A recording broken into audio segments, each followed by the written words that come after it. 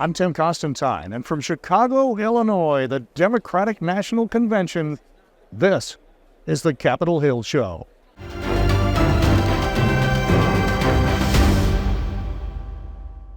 We're in Chicago, Illinois, where the second of the two major political parties in the United States have gathered to coronate their nominee for President of the United States. Current President Joe Biden decided a few weeks ago he was not going to run for re-election, even though he had gone through the entire process and had virtually every delegate wrapped up. And so, the excitement in the arena is because Vice President Kamala Harris, a vice president who, interestingly enough, just a few months ago had the lowest approval ratings of any vice president since those numbers have been measured, and now she's actually leading in many polls when matched up against Republican nominee Donald Trump.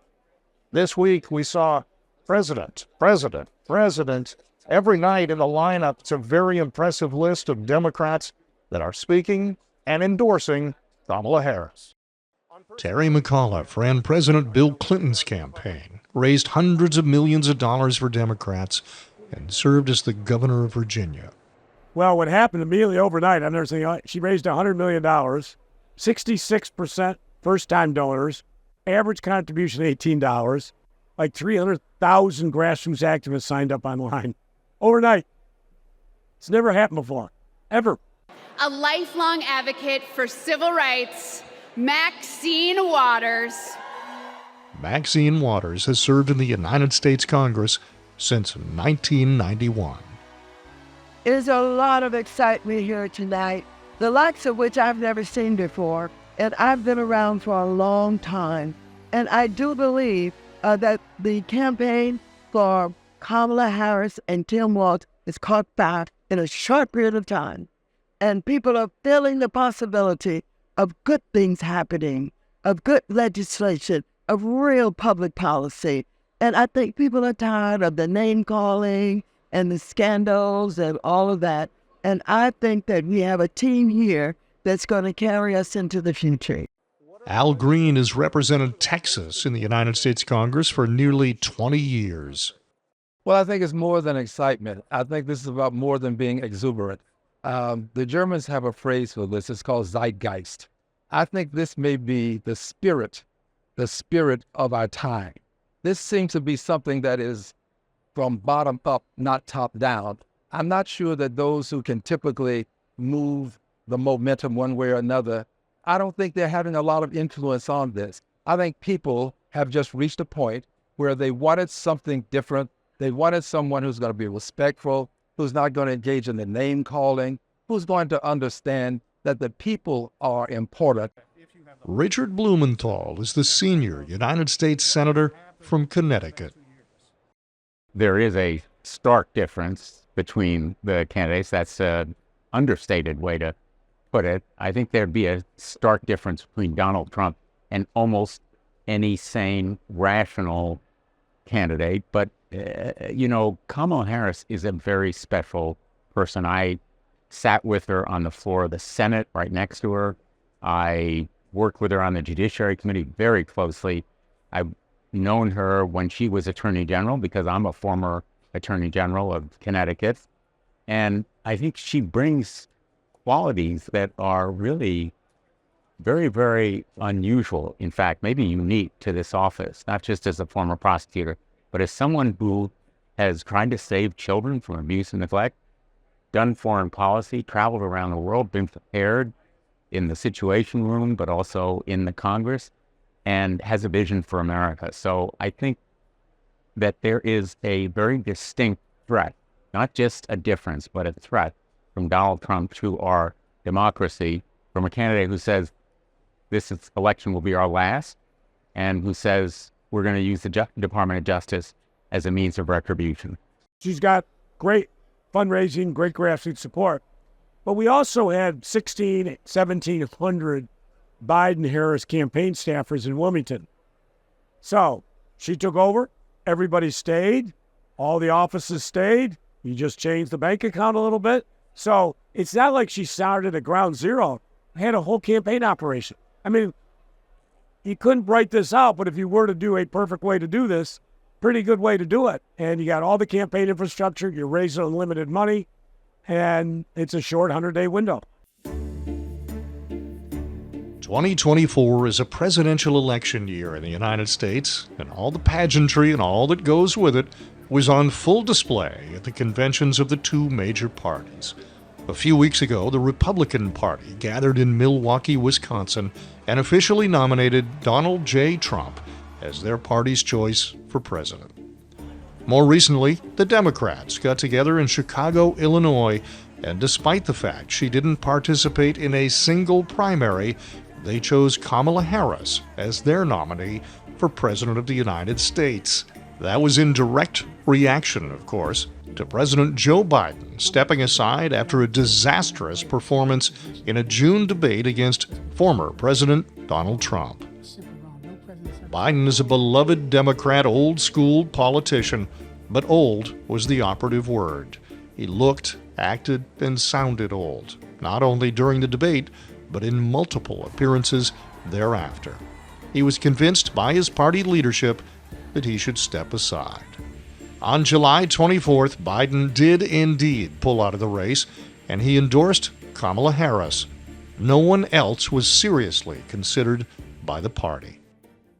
I made my choice. I've made my views known. I'd like to thank our great Vice President Kamala Harris. She's experienced, she's tough, she's capable. She's been an incredible partner to me and a leader for our country. Now the choice is up to you, the American people. So who is Kamala Harris, and where does she come from? Her parents met at the University of California, Berkeley in 1962. Her dad was an economics doctoral student from Jamaica, and her mother had immigrated from India to study nutrition and endocrinology. The couple married in 1963, and their first daughter, Kamala, was born in 1964. They gave her a sister 3 years later.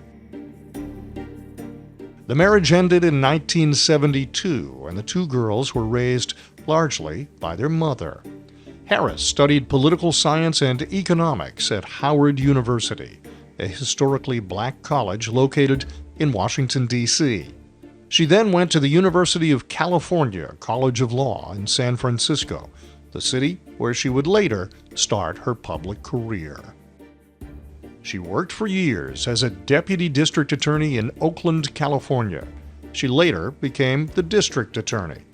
In 2010, she won a close race for Attorney General of the state of California, winning by a margin of less than 1%. She was the first woman and the first black American to hold that office. In 2015, Kamala Harris declared her candidacy for the United States Senate, winning that seat in November of the following year and being sworn into office in early 2017. That you will bear true faith and allegiance to the same, that you take this obligation freely without any mental reservation or purpose of evasion, and you will well and faithfully discharge the duties of the office upon which you're about to enter, to help you God. I do. I don't have a doubt in my mind. Let's claim our future for ourselves, for our children, and for our country. She hoped to be her party's nominee for President of the United States in 2020. In January of 2019, she published her memoir, and later that year announced she'd be running for president. The effort was short-lived, however. Despite initial excitement at her candidacy, it flamed out after only a few months, and she didn't appear on a single primary ballot. I also believe, and it's personal, and I was actually it was hurtful. The Vice President-elect of the United States, Kamala Devi Harris. She did impress enough people, however, to be chosen as Joe Biden's vice presidential running mate. During her time as vice president, she was tasked with a number of high-profile responsibilities, including heading up the fight to stop the flow of people crossing the American border illegally. Reviews of how well she did are mixed at best. Until a couple of months ago, she had the lowest approval rating of any vice president in modern history. After Harris became her party's nominee, she chose Minnesota Governor Tim Walz as her running mate, and the pair have been a big hit in Democrat strongholds in the weeks since. By the time the Democrats got together in Chicago, the party was unified around Vice President Harris and genuinely excited at an alternative to the elderly Biden. The party did not squander that enthusiasm either. They brought out the big guns to speak to the crowd. President Barack Obama worked his magic, sending the convention crowd into a frenzy on Tuesday night. That is what this election is about. And I believe that's why if we each do our part over the next 77 days, if we knock on doors, if we make phone calls, if we talk to our friends, if we listen to our neighbors, if we work like we've never worked before, if we hold firm to our convictions, we will elect Kamala Harris as the next President of the United States, and Tim Walz as the next Vice President of the United States. We will elect leaders up and down the ballot who will fight for the hopeful, forward-looking America we all believe in, and together we too will build a country that is more secure and more just, more equal, and more free. So let's get to work. God bless you, and God bless the United States of America. President Bill Clinton was highly critical of Donald Trump and was clearly playing to the right crowd on Wednesday night. He mostly talks about himself, right? So the next time you hear him, don't count the lies. Count the eyes.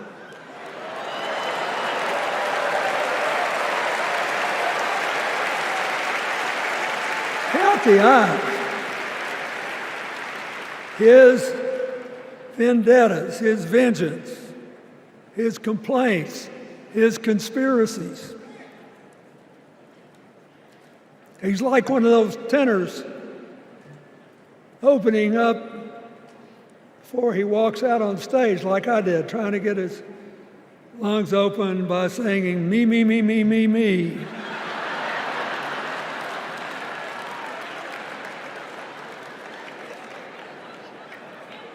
When Kamala Harris is president, every day will begin with you.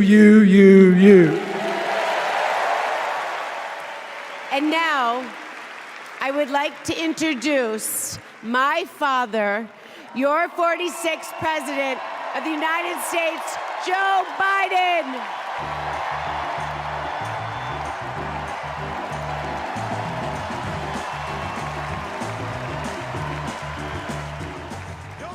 Sitting President Joe Biden took a final lap on stage very late Monday night. To my dearest daughter Ashley, God love you, you're incredible. Thank you for that introduction and for being my courageous heart, along with Hunter and our entire family, and especially our rock, Jill.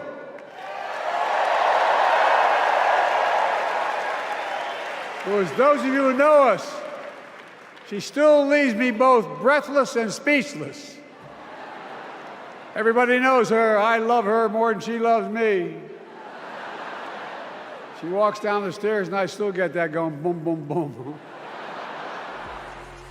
Other superstars came out in favor of Vice President Harris, including pop culture icon Oprah Winfrey.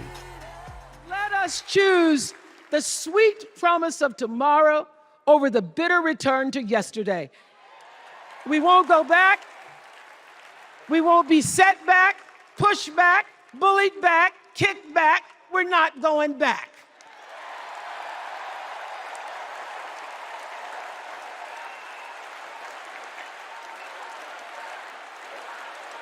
Not going back. We're not going back.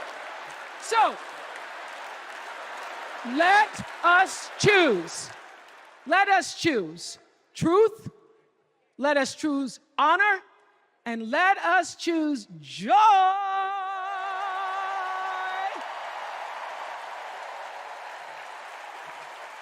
because that's the best of America.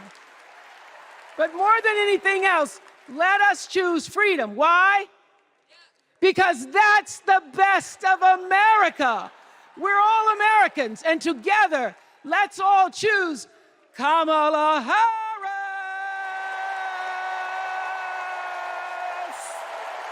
Thank you, Chicago. Thank you, America.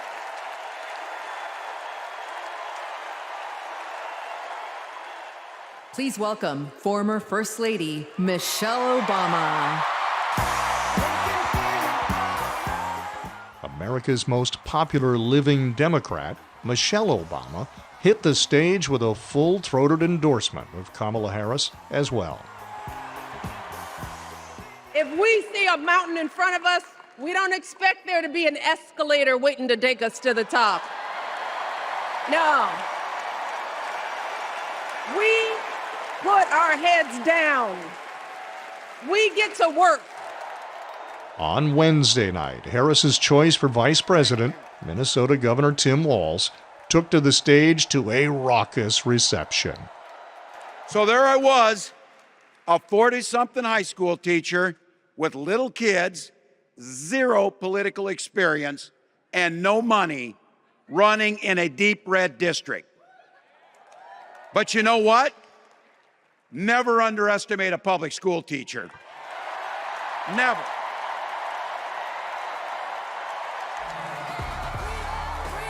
Finally, at the end of the fourth day, it was time for the Woman of the Hour, the Democrats' 2024 nominee for President of the United States, Kamala Harris. In less than 40 minutes, she talked about family, about her influences, and she formally accepted the nomination of her party.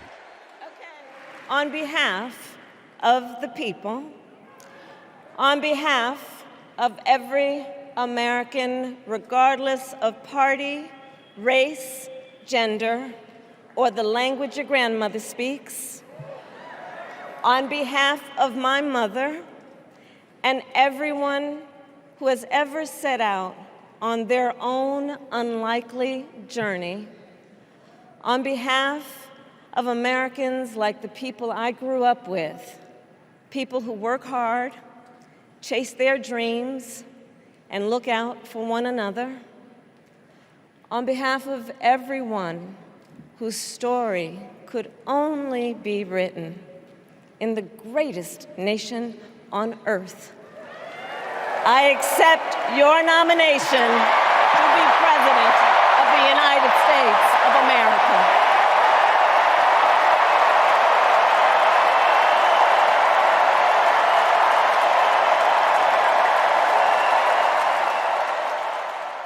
She was sharply critical of Donald Trump, the Republican nominee.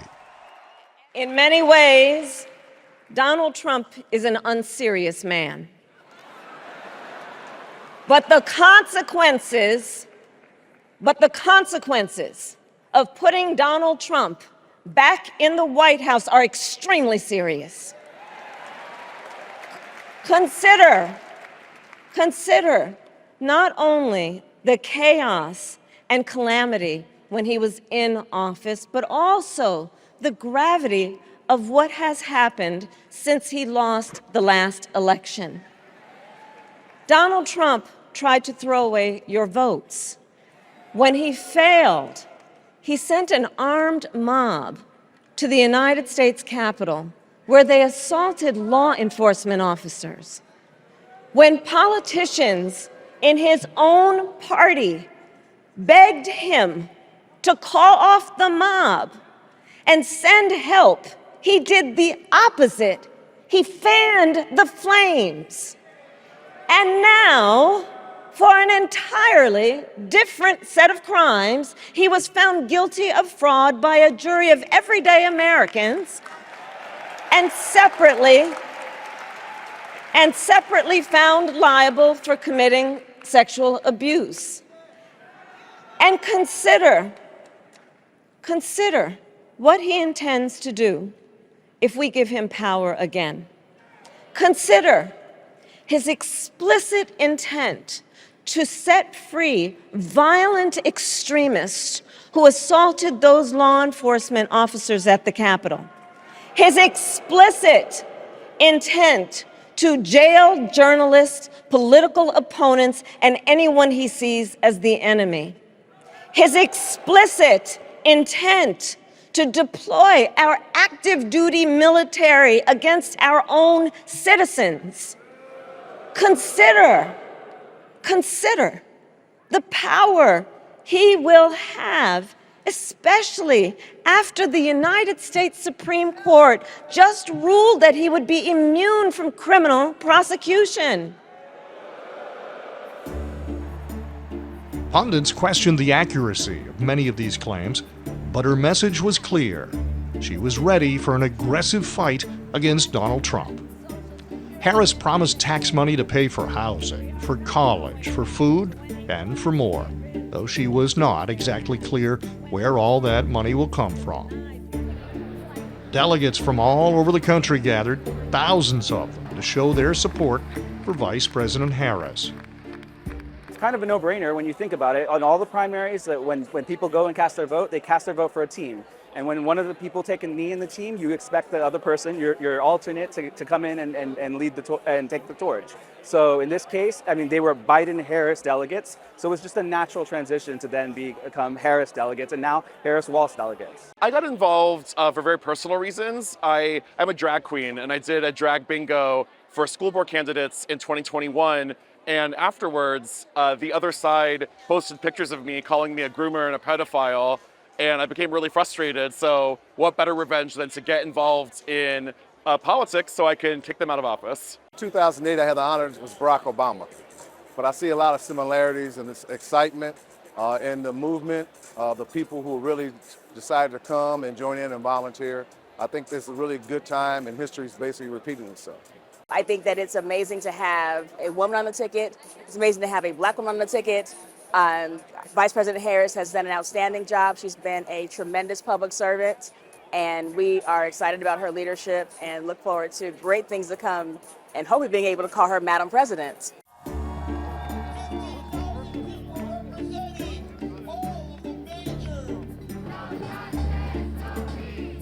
Not everyone in Chicago, however, was excited about the Democrats and their message. Just a few blocks from the United Center, where the convention was taking place, more than 15,000 protesters gathered to air a variety of grievances and to voice their opposition to Harris and the Democrats' policy in Gaza. I am with the group Irish Americans for Palestine. We are here to support our Palestinian siblings in their own liberation. In fact, since she was acclaimed through this very backdoor process, which wasn't remotely democratic, then the U.S. has committed to send even more billions of dollars worth in aid. That's happened. I mean, she's part of the administration. She's the vice president, right? She's, in the classic phrase, she's a heartbeat away from the presidency. Since she was nominated, they've committed more money for military aid. I think you kind of have to draw the line at some of these things of what you're willing to accept, and war and continued death, whether it's in Gaza or Ukraine. I'm like, I stand out against it. So, yeah, it's just, I wish we could get more attention to it. The overwhelming energy in Chicago, however, was excitement and enthusiasm for Vice President Kamala Harris and the Democrat agenda. While she was fiery at times, she wrapped up her comments with a softer appeal. Let's fight for it. Let's get out there. Let's vote for it. And together, let us write the next great chapter in the most extraordinary story ever told. Thank you. God bless you, and may God bless the United States of America. Thank you all. With her acceptance of the nomination, the race is finally and officially set. Donald J. Trump, 45th President of the United States, a Republican, will face Kamala Harris, the 49th Vice President of the United States, a Democrat. In November, the United States will decide who will spend the next 4 years living in the White House and leading the free world.